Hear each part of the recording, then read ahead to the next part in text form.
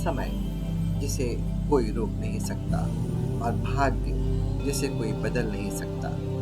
हजारों वर्ष पहले जब पृथ्वी पर ऋषियों का युग था, तब तपस्या की अग्नि से देवता भी विचलित हो जाते थे।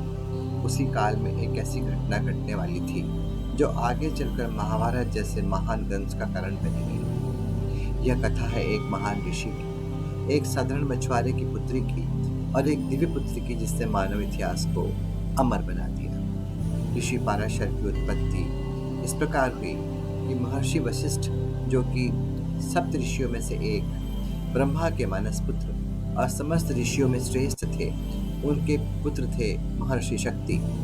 महर्षि शक्ति भी अपने पिता की तरह तेजस्वी और महान थे, परंतु भाग्य को कुछ और ही स्वीकार था। एक दिन राजा कल्माशपाद, जो एक शाप के कारण राक्षस बन चुके थे, जंगल में भटक रहे थे। उसी समय उनका महर्षि शक्ति से सामना हुआ। राक्षस के रूप में महाराजा कल्माशपाद ने महर्षि शक्ति का वध कर दिया। उस समय महर्षि शक्ति की पत्नी अदृश्यंती गर्भवती थी। समय बीता और उस गर्भ से बालक जन्म लिया। वह एक तेजस्वी बालक था। वह बालक कोई और नहीं बल्कि ऋषि पाराशर थे। ऋषि पाराशर जिन्होंने ज्योतिष की नींव रखी। ज्योतिष का उन्होंने प्रसिद्ध होरा यंत्र नामक उन्होंने एक ग्रंथ रचा। महर्षि वशिष्ठ ने स्वयं उनका पालन पोषण किया। उन्होंने पाराशर को वेदों का ज्ञान दिया, ब्रह्म ज्ञान दिया, तपस्या की शक्ति दी। पाराशर बचपन से ही असाधारण थे। उनकी आंखों में ज्ञान था, उनके मन में तप था और उनके भीतर एक दिव्य उद्देश्य था, प्रतिशोध और परिवर्तन। जब पाराशर बड़े हुए तो उन्हें अपने पिता की मृत्यु का सत्य पता चला। उनके भीतर क्रोध की अग्नि भड़क उठी। उन्होंने संकल्प लिया कि समस्त राक्षसों का विनाश करेंगे। उन्होंने एक यज्ञ प्रारंभ किया। उस यज्ञ की अग्नि में राक्षस खिंच खिंच कर मरने लगे। पूरा संसार कांप उठा। महर्षि वशिष्ठ वहां आए। उन्होंने कहा, हे पाराशर, क्रोध से धर्म की रक्षा नहीं होती, क्षमा ही ऋषि का आभूषण है। अपने गुरु और दादा के शब्द सुनकर पाराशर का हृदय बदल गया। उन्होंने यज्ञ रोक दिया। उसी दिन से वे बन गए एक सच्चे ऋषि। मछुआरों की बस्ती में मछुआरों ने एक बहुत बड़ी मछली को पकड़ा एवं जब उसे बाहर लाए और उसके पेट में से 2 बच्चे उन्हें मिले।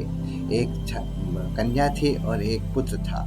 पुत्र को तो राजा ने रख लिया और कन्या को एक मछुआरे ने पाला। उस कन्या का नाम था मत्स्यगंधा।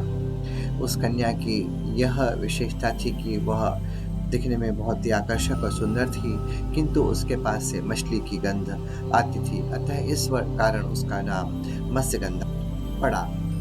वह बहुत सुंदर थी, पवित्र थी और विनम्र थी। उसका जीवन नाव चलाना था, लोगों को नदी पार कराना। उसे नहीं पता था कि उसका भाग्य इतिहास बदलने वाला है। ऋषि पाराशर एक बार यमुना नदी के तट पर पहुंचे। उन्हें नदी पार करना था। उन्होंने देखा कि एक सुंदर कन्या नाव चला रही है। पाराशर नदी में बैठे। क्योंकि पाराशर ज्योतिष के जानकार थे, उन्होंने कन्या को देखते ही समझ लिया कि यह कन्या भविष्य की जननी है। उन्होंने कन्या से कहा, हे कन्या, तुम्हारे गर्भ से एक महान पुत्र जन्म लेगा। मत्स्यगंधा भयभीत हो गई। उसने कहा, भगवान, मेरी प्रतिष्ठा नष्ट हो जाएगी। तब पाराशर ने वरदान दिया कि तुम्हारे शरीर से मछली की गंध नहीं आएगी और दिव्य सुगंध जो कि कस्तूरी की होगी 1 योजन तक आएगी। इस प्रकार उस मत्स्यगंधा नामक कन्या का नाम योजनगंधा हो गया। उन्होंने अपने तपस्या के बल पर उस नाव के चारों ओर एक बहुत ही घनी धुंध उत्पन्न की और उसी दिव्य क्षणों में उन्हें एक पुत्र प्राप्ति हुई। वो पुत्र का जन्म एक द्वीप में हुआ और इस कारण उसका नाम कष्टद्वैपायन व्यास पड़ा और उन्हें लोग वेद व्यास के नाम से जानते हैं। वे जन्म लेते ही बड़े हो गए और द्वीप पर अपनी माता से कहा उन्होंने कि माता, अब मैं तपस्या के लिए जा रहा हूँ, आप मुझे आज्ञा दीजिए। आज जब भी मुझे याद करेंगी मैं आपकी सेवा में उपस्थित हो जाऊंगा। और वे तपस्या के लिए चले गए। उन्होंने वेदों को 4 भागों में विभाजित किया, ऋग्वेद, यजुर्वेद, सामवेद और अथर्ववेद। इसी कारण वे कहलाए वेद व्यास। उन्होंने महाभारत की रचना करी।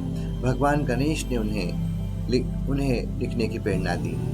हस्तिनापुर के राजा शांतनु, जिन्होंने गंगा जी से विवाह किया था, उनके एक पुत्र थे जिनका नाम देवव्रत था, बाद में जिनका नाम भीष्म पड़ा।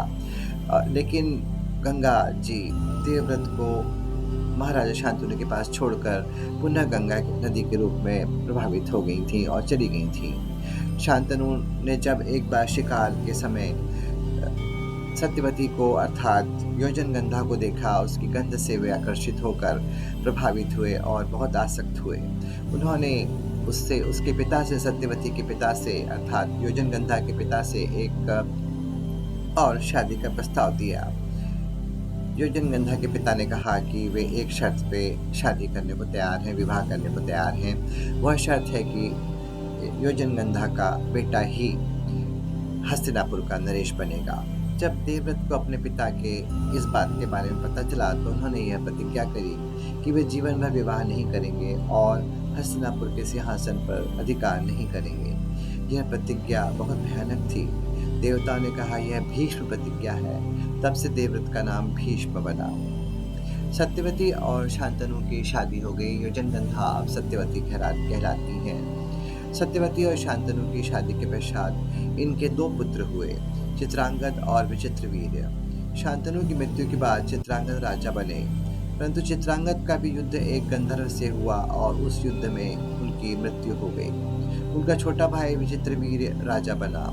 विचित्रवीर्य के लिए काशी की राजकुमारियों अंबिका और अंबालिका से उसका विवाह किया गया।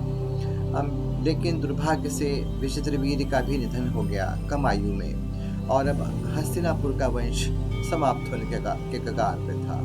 सत्यवती ने यह निर्णय लिया कि वो अपने प्रथम पुत्र वेदव्यास को बुलाएंगी और उसके द्वारा अपने छोटे बेटे विचित्रवीर्य की पत्नियों अंबिका और अंबालिका को नियोग से संतान पैदा कराएंगी। उन्होंने वेदव्यास को बुलाया और उससे कहा कि तुम अपने अपने भाई की पत्नी से संतान नियोग से उत्पन्न करो। जब उसकी पत्नी अंबिका गई तो उसने डर के मारे वेदव्यास के सामने आंखें बंद कर ली। अतः अंबिका को जो पुत्र हुआ वो धृतराष्ट्र थे, जो जन्म से अंधे थे। दूसरी बार अंबालिका गई, वे बहुत डरी हुई थी और डर के कारण पीली पड़ गई। इससे जो उनका पुत्र प्राप्त हुआ वह पांडु था, जो कमजोर और पीले रंग से थे। तीसरी बार उनने पुनः अंबिका को कहा कि तुम पुनः जाओ, लेकिन अंबिका नहीं गई। उसने अपनी एक दासी को भेज दिया। दासी निडर थी और उससे बहुत ही विद्वान और बुद्धिमान पुत्र विदुर की प्राप्ति हुई। अब आगे जो पांडु थे उनकी भी विवाह हुआ कुंती के साथ में, और उनके 5 पुत्र कुंती और माद्री के साथ में हुए, 2 विवाह हुए उनके, और वे थे युधिष्ठिर, भीम, अर्जुन, नकुल और सहदेव। इसी प्रकार धृतराष्ट्र का विवाह गांधारी के साथ हुआ, जिन्होंने अपनी आंख पर पट्टी बांध ली थी, और गांधारी और धृतराष्ट्र के द्वारा 100 पुत्रों का जन्म हुआ, जिसमें से बड़े दुर्योधन थे।